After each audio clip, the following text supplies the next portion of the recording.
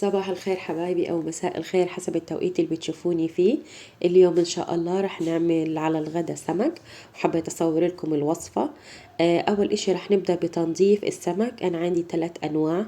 بسارية اللي هي زي السردينة الصغيرة خالص. طبعا هاي ما بتنظف بطنها، بس بننظف القشر من برا وبنغسلها كتير منيح كذا مرة عبال ما تنضف معنا على الاخر، وبننقعها بشوية ليمون وطحين. وعندنا السمك التاني اللي هو السمك البوري. انا اخدته من، انا قلت للرجال ينظف لي اياه، بس هو نظف لي البطن بس ما نظفليش القشر من برا، ورجع لي البطارخ فيه. فانا هلا بنظفه كتير منيح، وبنظف بشيل القشر عنه وبغسله بالليمون.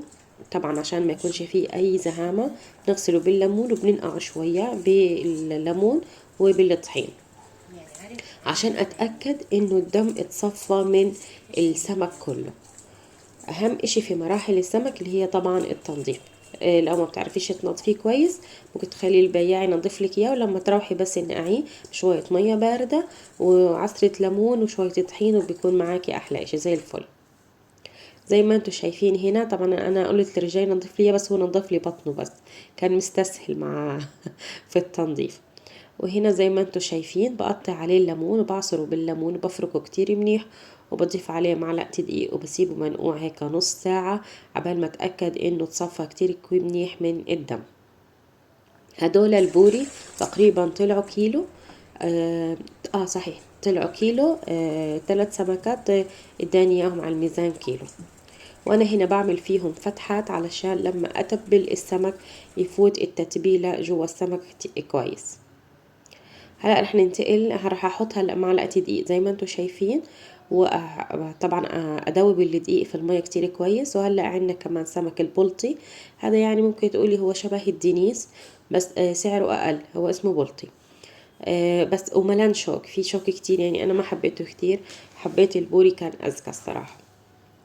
زي ما انتم شايفين طبعا نفس الخطوات بطريقة تنظيف السمك من جوا من بطنها والقشر من برا، وبكون منطفاها كتير منيح.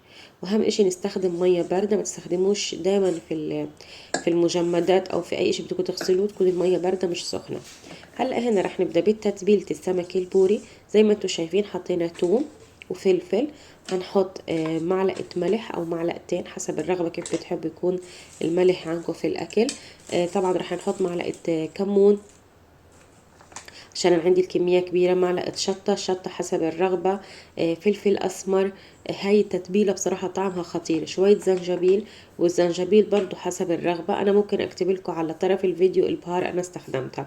وشوية كزبرة مطحونة حطيت كمان، والزنجبيل زي ما بقولكم حسب الرغبة. وهنا راح نعصر شوية ليمون عشان برضو السمك بحب الليمون. هنحط ليمون وهنخلطهم في الكبة. انا بحب اعملهم في الكبة مش بالمدقة، عشان بتأكد انه الثوم والفلفل اتهرسوا كويس وطلعوا لي كل العصارة اللي فيهم، بتزكي الاكل اكتر. زي ما انتم شايفين هنا انا بعصر الليمون. في ناس بحطوه بقشره في الكبة، انا ما بحب. وهنا حطيت شوية زيت، يعني زي معلقتين زيت.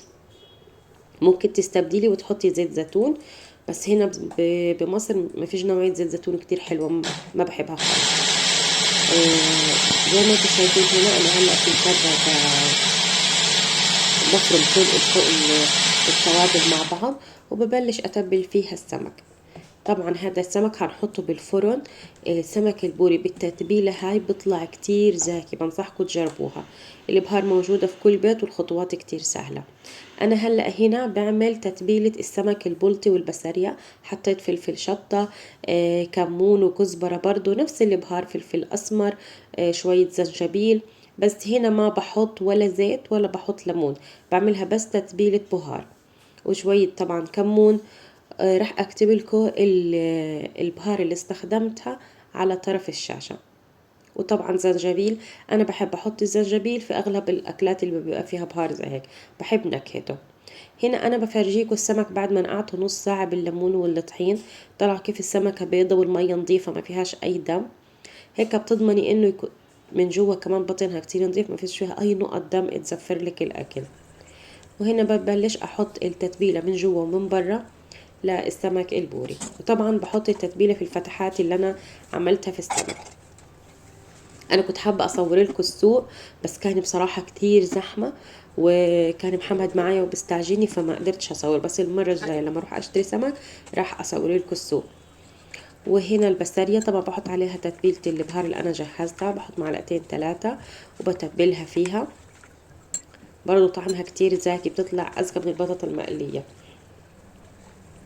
وهنا برضو البلطي بفتحه برضو بعمل فيه فتحات، وبضيف عليه التتبيلة اللي أنا كنت مجهزاها. البلطي ما بحط له ولا توم ولا فلفل، بس بهار وبسيبه منقوع فيها. أنا هنا راح أطبخ اليوم بس البوري والبسارية، والسمك تبلته هذا راح أقليه تاني يوم. زي ما انتوا شايفين هيك نعمل فيه فتحات وبنحشي فيه وبنحط التتبيلة فيه. اي زيادات طبعا مش راح نرميها، نحطها على السمك ما مش هيقول لا يعني. هلا بالنسبة لنرجع للسمك البوري راح نحط الورق الزبدة. طبعا انا بحب استخدم ورق الزبدة في كل اشي حادق وحلو، للكيكات، للصينية بطاطا، لسمك بالفرن. بريحني كتير كتير من انه اي حاجة تلزق بالصواني تبعتي، وما بينحرقش معايا الاكل ولا اي اشي. بالعكس ورق الزبدة كتير مهم في اي خطوة انت بتعمليها بدك تدخليها الفرن. وزي ما انتوا شايفين هلا انا بفرد ورقة الزبدة وببلش افردها واظبطها على بظبطها على الصينية بالظبط. وانا كنت قالية بطاطا على جنب، حسب الرغبة، حابة تحطي بطاطا حطي، بتدي طعم كتير زاكي مع السمك. انا قشرتها وقليتها نص قلية، وهلا راح افردها واحط عليها باقي التتبيلة زي ما انتوا شايفين هنا. راح احط عليها باقي التتبيلة واحركهم مع بعض.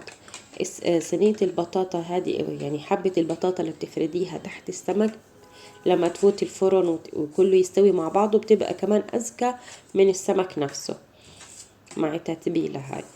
زي ما انتوا شايفين ممكن تحركيها في صينية تانية وبعدين تحطيها على الصينية اللي هتطبخي فيها، بس عادي كله مش راح يأثر. راح لما يفوت الفرن ونضيف عليها شوية مية كله راح ياخد نفس الطعم. زي ما انتوا شايفين هيك احنا بضلني احرك عبال ما التتبيله تيجي على كل البطاطا. وهلا بحرك بايدي عشان اظبطها كتير منيح، وبنزل بالسمك. وبالنسبه للجلافز انا ما بقى بطلت اشلحهم من اي فتره بطبخ فيها، لانه البهار والاشياء صارت تتعب ايدي كتير. زي ما انتوا شايفين هنا بفرد انه البطاطا تغطي كل الصينيه، وراح انزل السمك عليهم. ممكن تضيفي في الخطوة هاي ممكن تضيفي زيت او ممكن تضيفي شوية مية وتحطيها بالفرن. انا اخذت معي بالفرن تقريبا ساعة. حطيتها اخر رف تحت خالص بالفرن على درجة حرارة 280، وبعد نص ساعة قللتها خليتها ل160 وخليتها برضو تحت لانه كان السمك استوى. اخر اشي طلعته شلت القصديرة وحطيته على التحمير ربع 10 دقايق بالظبط، وكان عندي سمك متحمر وشكله كتير حلو. زي ما انتوا شايفين هنا حطيت شوية مية على الكبة اللي عملت فيها الخلطة، وحطيت المية في الصينية. وهلا رح اقلبهم على الناحية التانية، ورجعت البطارخ البوري جوا السمكة مرة تانية زي ما انتوا شايفين هنا. ان شاء الله اذا قدرت على بداية شهر 3 اعمل فسيخ في البيت من هذا السمك البوري، راح اصور لكم الوصفة ان شاء الله عشان نجهزها لرمضان.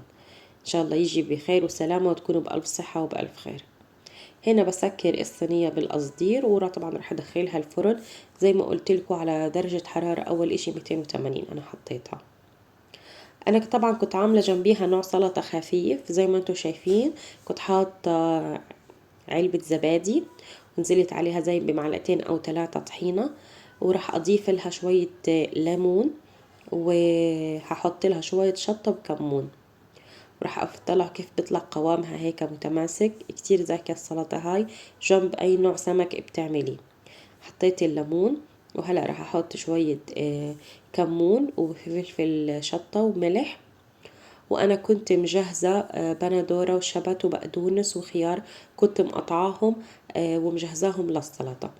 ممكن تحطي بس شبت واليخنة هذه الطحينة واللبن، بس أنا حبيت أضيف شوية خضرة فحطيت خيار وطماطم وبقدونس وشبت. زي ما انتوا شايفين أنا هنا مقطعاهم، وراح أضيفهم لهم الطحينة اللي أنا عملتها بالكبة. أنا عملتها بالكبة عشان أتأكد إنه الطحين اختلط كويس مع اللبن والليمون. كانت طبعا السلطة طعمها لحاله زاكي. جربوها برضو كتير حلوة.